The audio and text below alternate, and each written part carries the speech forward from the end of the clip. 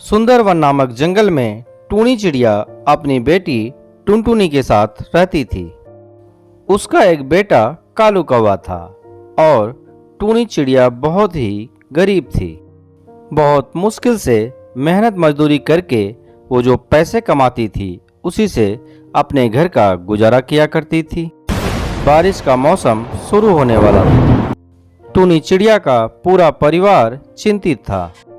माँ, बारिश का मौसम शुरू होने वाला है और अपना घोंसला कई जगह से टूट गया है। हमें दूसरा घोंसला बनाना पड़ेगा।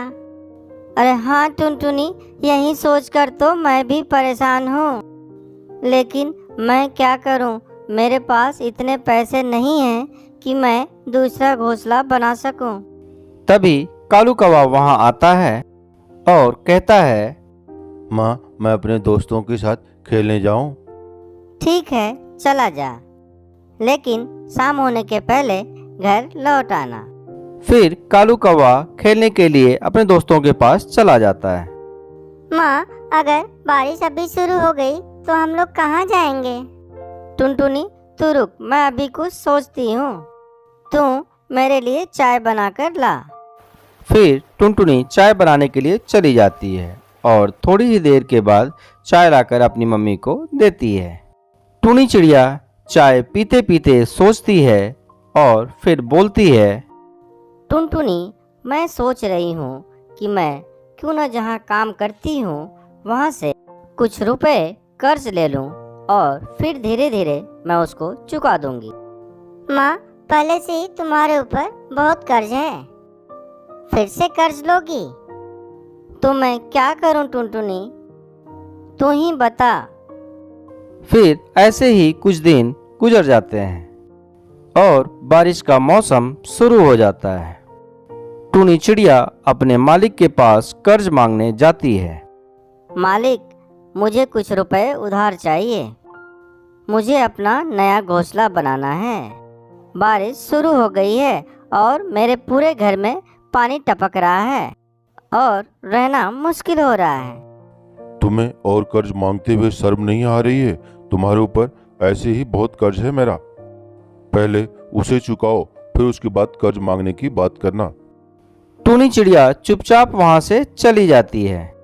ऐसे में एक दिन जोरों से बारिश होने लगती है। टूनी चिड़िया का पूरा घर पानी से भर जाता है। माँ, जल्दी चलो यहाँ से। अगर घोंसला टूट गया तो हम सब दबकर मारे जाएंगे। ये सब देखकर टूनी चिड़िया रोने लगती है। क्या करूं? कहाँ लेकर जाऊं अपने बच्चों को? कुछ समझ में नहीं आ रहा है। फिर वो अपने बच्चों को लेकर चमेली कवि के पास जाती है। चमेली बहन, मुझे और मेरे बच्चों को आसरा दे दो। क्यों, तुम्हारे घर को क्या हुआ जो इतनी बारिश में मेरे घर मदद मांगने चली आई? मेरे घर में बारिश का पानी भर गया है चमेली बहन। बारिश रुकने तक मेरी मदद करो। देखो टूनी, तुम बुरा मानो या भला, तुम्हारी मर्जी। मैं तुम्हें अपने घर में आसरा नहीं दे सकती।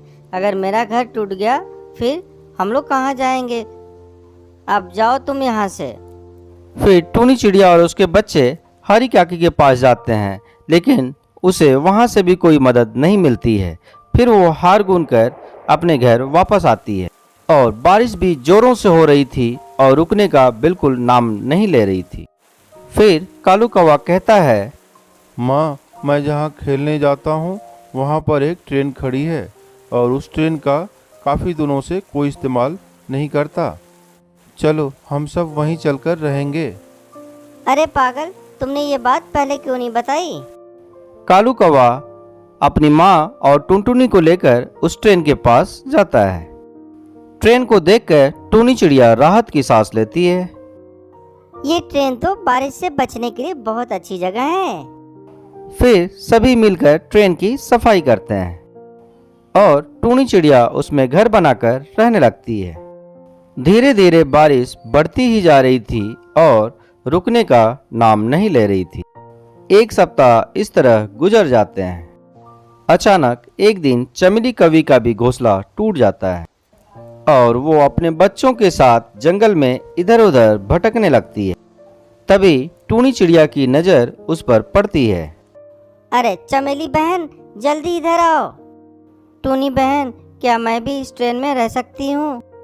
हाँ चमेली बहन, तुम भी एक डब्बे की सफाई करके उसमें घर बनाकर रह सकती हो। बहुत बहुत धन्यवाद टूनी चिड़िया, जो तुमने मेरी मुसीबत में मेरा साथ दिया। इस तरह जंगल के कई पंछी उस ट्रेन में अपना घर बनाकर खुशी खुशी बारिश के मौसम में रहने लगते। समोसे वाला, गर्मा गर्म समोसे वाला, ताजे ताजे गर्मा गर्म समोसे ले लो, एक बार खाओगे तो बार बार आओगे। चंपक वन नामक जंगल में टूनी चिड़िया अपनी माँ टुनटुनी चिड़िया और पिता गोलू चिड़ा के साथ रहती थी। गोलू चिड़ा समोसे का ठेला लगाता था। समोसे वाला, गर्मा गर्म समोसे वाला, स्वादिष्ट और ताजे समोसे वाला, एक बार खाओगे तो बार बार आओगे। अरे ओ गोलू भाई, मैं बहुत देर से तुम्हारा इंतजार कर रही थी। मुझे 4 समोसे देना।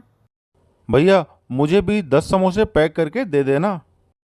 इस तरह गोलू चिड़ा की आवाज़ सुनते ही जंगल के पंछी उसके समोसे खाने के लिए दौड़ पड़ते थे और कुछ ही घंटों में उसके सारे समोसे बिक जाया करते थे।